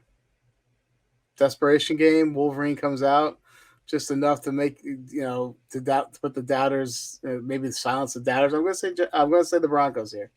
Yeah. Damn it. You can go first next one. How about that? Okay. I will. I too believe. Oh my God. I don't even know how much I believe this, because there's nothing about me that wants to pick Denver for the rest of the year. But I also think to this point in the season, Jacksonville is overachieving as well. And I think the neutralizer is it's in London. It's not a home game for either one of these. And I'll give the nod to the vet, the Wolverine blood. I'm on the Broncos. For me, it's the Jaguars' red zone offense has been awful. They cannot score once they get into the 20s. And you got Denver's defense is pretty damn good. So I mean that Denver defense is tough. They are real tough. And they're deep. So yep. All right. Next, Carolina at Atlanta. Division games are always tough, but give me the Dirty Birds in this one. Okay, I will also go with Atlanta. Okay, so Falcons. Was last week Carolina's first game with the new coach? That always happens, right? I think it was the first game. No, second game. Because the first game was when they threw what's-his-face out, and then he ended up in Arizona. Okay. The Loke Dog lookalike. Yeah. Robbie Anderson. I couldn't draw. I was drawing up like Loke Dog. Bro, tell me dude, they put those pictures up all the time. It's so funny, bro. Shout out to Marlon Wayans right there. Not a lot of people gotta know that, man. No, that's throwback. Don't be a sucker. Don't be a sucker. The Chicago Bears. The Bears at the Dallas Cowboys. Well, Cowboys. I'm still not a Justin Fields believer. No, this is Cowboys too. I'm not either. I mean, listen, he didn't even do anything that like he ran the ball a lot, right? But like that ain't going to cut it against Dallas. He was so bad. He's been so bad in his career. Even when he looks mediocre, it makes him like a superstar. I know, it's tough. All right, the Miami Dolphins at the Detroit Lions. Detroit, man, they're slipping, they're falling, they can't get up. I'm going Miami here. I'm going Miami because that defense in Detroit is putrid right now. It's just putrid. And I know I talked about McDaniel not being able to necessarily adapt in the game like his coaching tree. I'm not sure he's going to have to do much. I think they get out early. That's it. And Detroit's banged up too. I mean, they're banged up, right? Like, is Amaron playing? I have no idea. Is Swift playing? I have no idea. And the defense has been putrid. So I'm Dolphins too. All right. The Arizona Cardinals at the Minnesota Vikings. I'll go if you want me to go. Look, I'm taking the Vikings. I think that the Vikings are playing good football this year, coming off a bye week, so a little bit of rest. And good news for Viking fans is this is not prime time. This is not Monday Night Football. So I think you'll see a strong version of Kirk Cousins. I think you're going to see a concerted effort to feed number 18 the ball in the passing game, Justin Jefferson, and honestly look for Dalvin Cook to have a big game. okay. I disagree with you. I'm picking the Vikings, but I don't think a bye week does not help a quarterback like Kirk Cousins. It makes him rusty, I think. But I think they do enough just to squeak out a victory against the Cardinals. Moral of the story is you're picking the same team. Yeah. Okay. For different reasons. Got it. Las Vegas Raiders at the New Orleans Saints. I'm going with Raiders here. There's nothing that makes me think the Saints have been awful. It's shocking. I think the Raiders they got their second victory last week. Taste of success. I think they parlay into another win. All right. I'm going with the Saints. I wanted to go with the Raiders, but this is where I'm going to roll the dice. I think because they played Thursday night last week, so they get a little bit of an extended time off.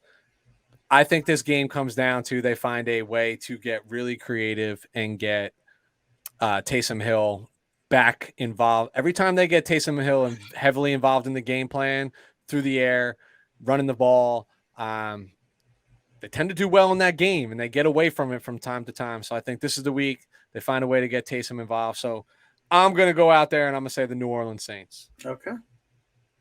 And then I'll probably be 5 games behind going into next week.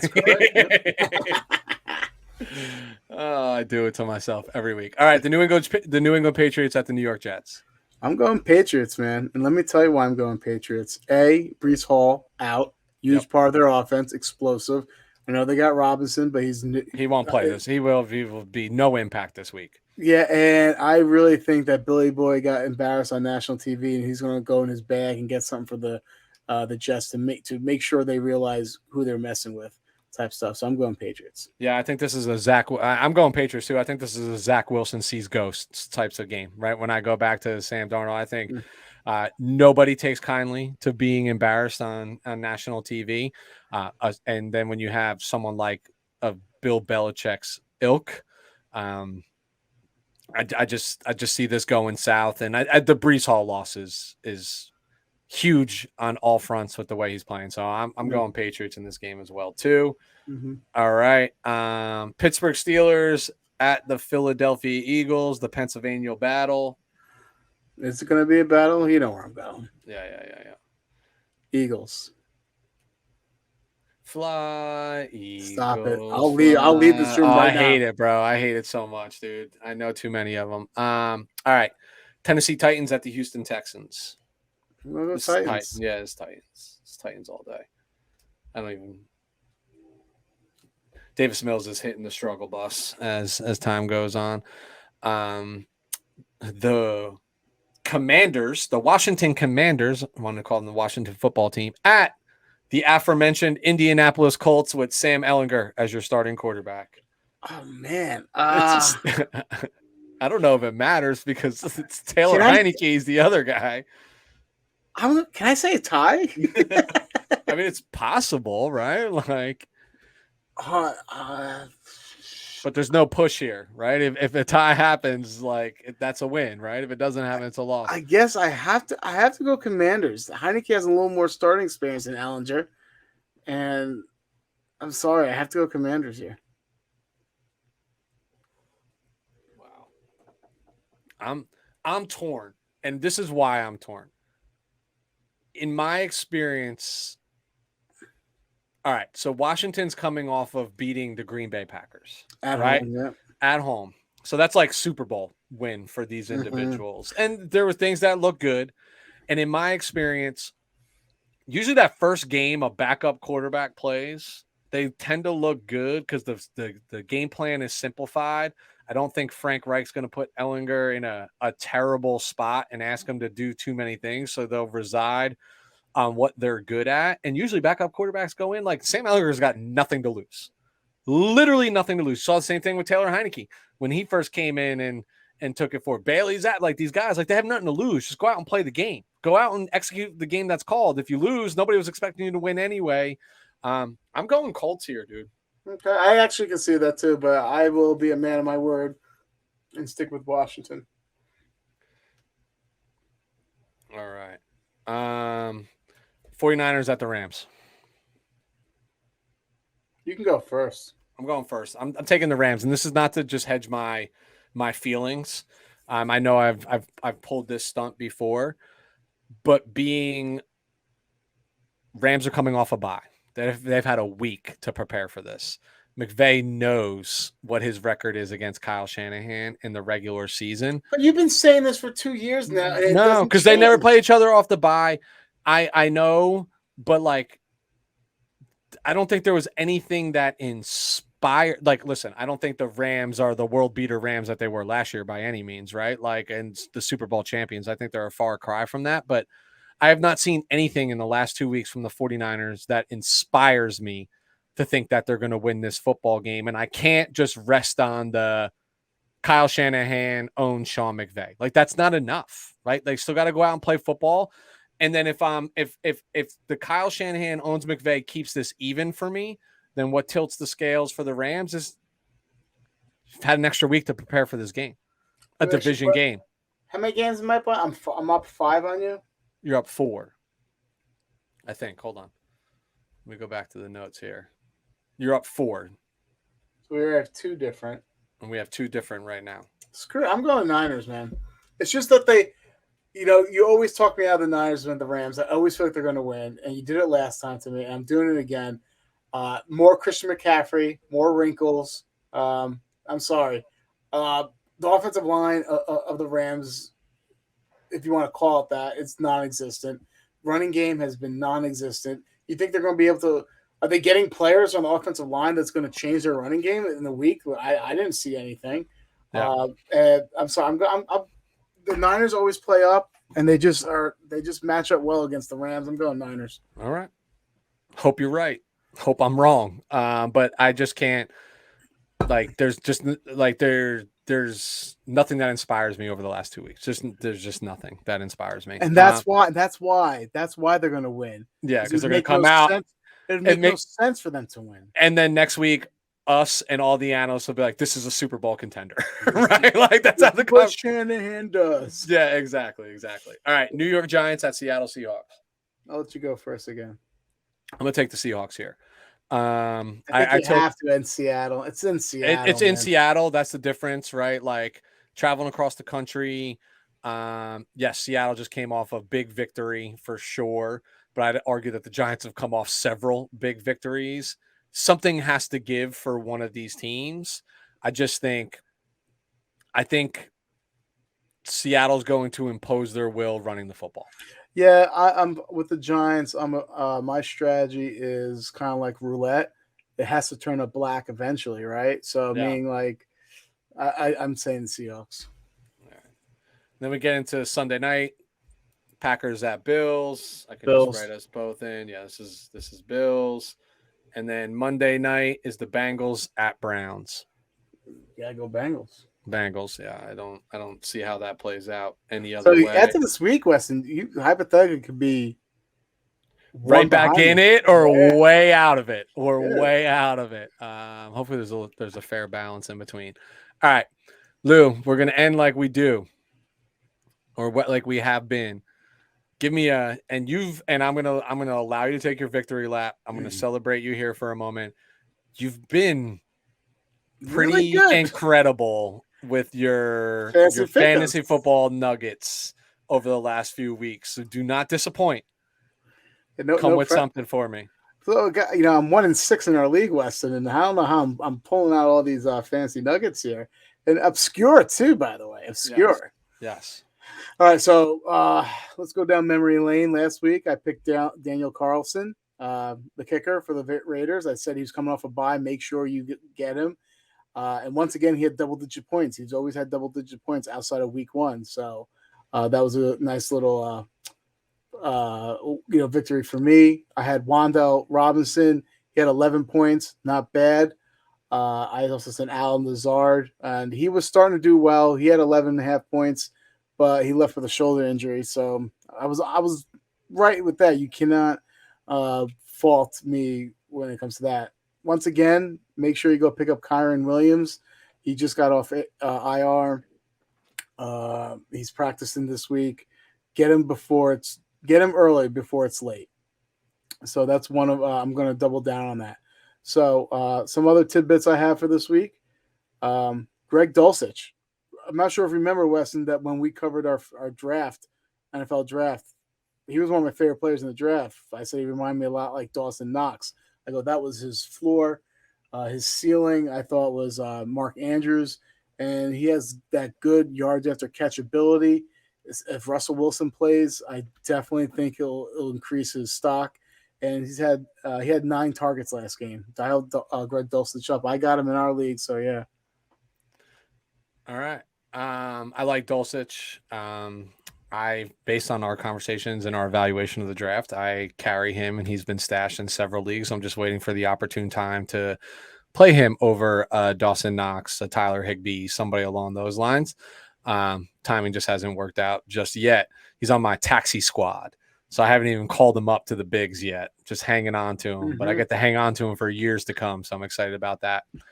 From my perspective, I have 4 nuggets. Okay. 2 of these might feel obvious. 2 of them maybe not so much. So start with, all right, in Seattle, we just talked about this game. DK Metcalf most likely not playing, right? Even if he plays, he's banged up, but most likely not playing. And in his absence, Marquise Goodwin, former 49er legend, former Bill legend, played pretty well to the tune of 4 for 67 and 2 TDs. He's going to be involved. He's going to be in the mix. He's still showing that he's relatively explosive. So I think if you're in wide receiver bye, you're in injuries, Marquise Goodwin's probably available and probably a solid play for you at this point, because outside of Metcalf and Tyler Lockett, who were you playing in Seattle? But I think the matchup favors him as well. This is not a strong secondary from the New York Giants. So how about Noah Fant, though, too? Think about it. Maybe they change priorities and focus more towards the tight end. So Noah Fant could be could be a play as well. I think you got to like a lot of Seattle's weapons this week, right? Like Giants are finding a way to win games. Defense has been formidable, but they haven't been impressive. And outside of some younger talent that have big names that haven't flashed just yet, there's a lot of nobodies that they're lining up, but they're finding ways to win. The other for me is CMC's gone, right? So Donta Foreman is a play this week. I know both him and Hubbard had big games last week in that win over Tampa Bay. Hubbard's ankle's a bit nicked up. I think the ball tilts and leans towards Donta Foreman in this instance. Division game, they're going to run the ball heavy. I do not believe that they are comfortable in letting PJ Walker push this ball all over the field. And I think they're going to, just like they did last week, they're going to rely heavy on the run game. And we've seen this movie before, man. In Derrick Henry's absence last year, Donta Foreman had a few productive games last season, and I would expect that to continue. I don't think the matchup is super favorable. I think Atlanta plays well on both sides of the ball at the line of scrimmage, but they're going to lean heavy on them, in my opinion. Yeah, I also have. Do you have more or no? I have one more, another running back. It's Michael Carter this week. I know a lot of people have been playing him anyway in the timeshare, but it's even more obvious. And I think you got to go all in on this guy in the short term before James Robinson gets there, gets settled, and it becomes a timeshare again, because James Robinson I love the move by the Jets, right? Like I love the aggressiveness. Go get somebody that we can put in right away that we know can play. But Michael Carter does a little bit of it all, right? Like he catches the ball out of the backfield. He'll run between the tackles. He'll do everything. And I think this week you're going to get a heavy dose of Michael Carter. Yep. I think you got to take advantage of it just based on touches that he's going to get for the week. A lot of dump offs. Yeah, he's just going to get touches. That's a good one. I'm just going to give one piece of advice to fantasy owners out there. The trade deadline's fastly approaching November 1st. This is the week, though, to keep your eye on what's on that waiver, right? So I want fantasy owners, and I love the fact that I've been eliminated so early in our league because I really can kind of talk to you about my mindset, how I approach things. And I know you have so much going on in life, you will never remember this next year, but that's why I feel comfortable, regurgitating this. All right. So the trade deadline's next week. Look on the waiver wire. If you have some bums on your bench, get rid of them, right? If you have a second or third tight end on your bench or a second and third quarterback, get rid of them. Start picking up those names that have been rumored so far. Your Nelson Aguilars, your Kendrick Bournes, your Chase Claypools, Elijah Moore. 2 of my leagues, Cam Akers is on the waiver. Pick them up now, because if they go to a team where they have a greater opportunity, you do it you always look 2 weeks ahead. So you do it now, and I can see the look in your eye, and you want to see. This is the 3rd week in a row you like literally stopped being like a podcast host and just like, shit, I gotta see who's on this. I just want to check. You know what I mean? I just want. But all kidding aside, do it now when you still can, as opposed to next week after. Because gotta think about it. The trade deadline will have gone and passed by the time waivers hits, and then now you're in a bidding war. It's true. It's true. And worst case, if you're wrong about it, you put them in a week. You drop somebody that you didn't have, that you weren't gonna. You drop somebody that you weren't gonna play anyway to roll the dice. Hit a home run. And those Patriots receivers, they could find some homes. You know what? You might want to look into trading for Brandon Cooks. He looks like he might be on the way out. So if he goes to Green Bay, does his values skyrockets? So you want to target these players that you hear these rumors about, and you get it before it happens. You can't react. You have to be proactive when it comes to fantasy, man. 100%. My final nugget is sit Tom Brady this week. That's just my final nugget. I don't know. It's the running game that's been really bad, which pains me because in our league, Leonard Fournette. But that's it for me from a fantasy perspective. Lou, I love your nuggets. You go deep. You let us into your psyche, so greatly appreciate that. That being said, I think it's time for us to call it quits on our recap of Week 7 and our forward thinking into Week 8 of the NFL season. Kicks off tomorrow night.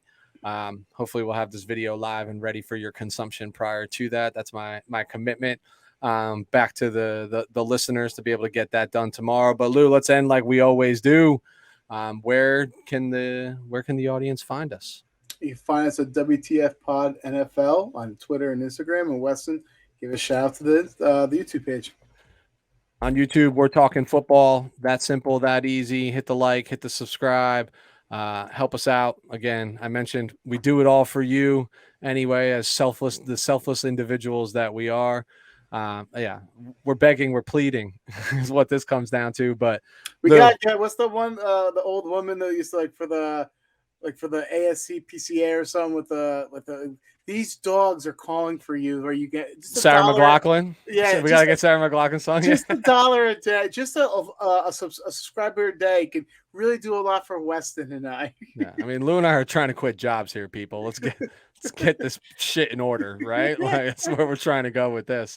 But Lou, always a pleasure, man. I always enjoy just talking ball with you and kind of recapping what we saw and venting our frustrations on a number of topics. So until we reconvene next week, it's been a pleasure, my friend.